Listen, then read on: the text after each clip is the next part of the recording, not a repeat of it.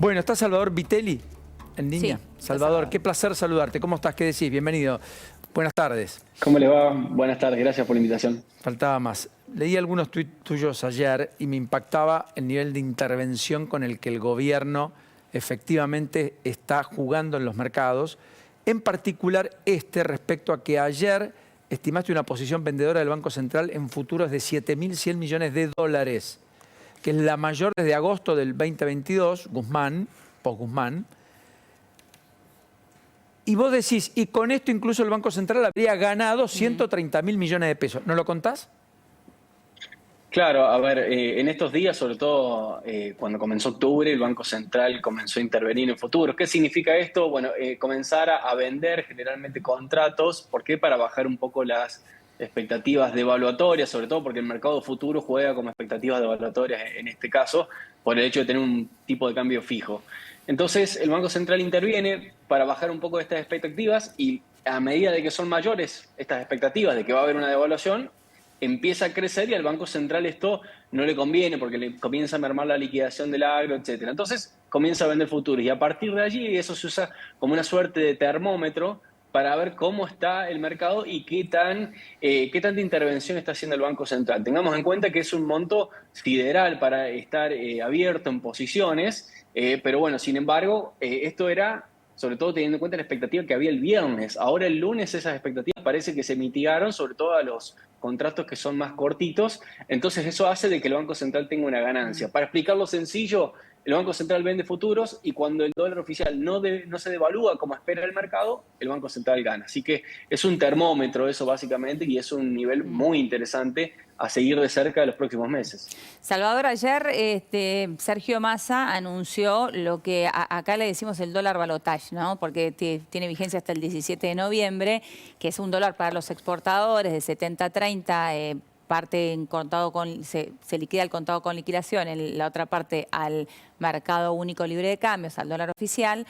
Y esto es mucho más amplio que el dólar agro. ¿Hay alguna estimación de cuánto podría llegar a conseguir el gobierno finalmente con esto? Bueno, sí, estaban ya las primeras estimaciones rondando los 3.000, 4.000 millones de dólares por el hecho de que esto en definitiva se expande a todas las exportaciones, o por lo menos así dijo el ministro, y luego con el DNU se terminó confirmando, tanto de bienes como servicios.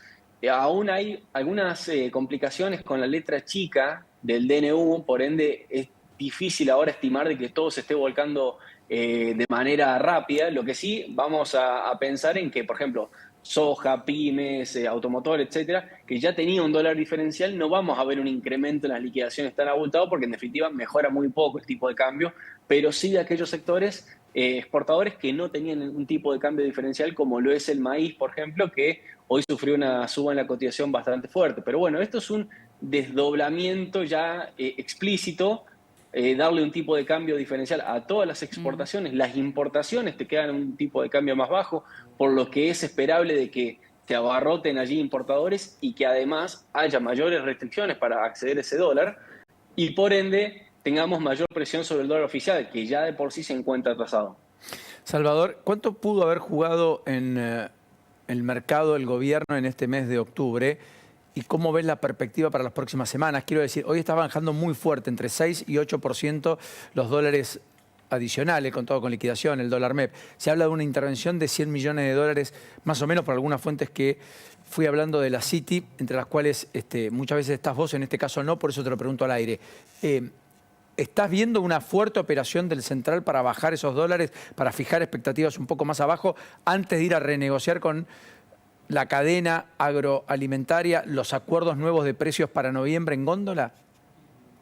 Particularmente ayer y hoy no, luego de las generales no. Sí es cierto que venía un ritmo de 100 millones de dólares diarios, vendiendo reservas para intervenir en los dólares. Ahora, sumado a la nueva expectativa del resultado, más un posible flujo ahora de dólares de exportación que se van a liquidar al contado con liquidación, entonces eso también te genera presión sobre el contado.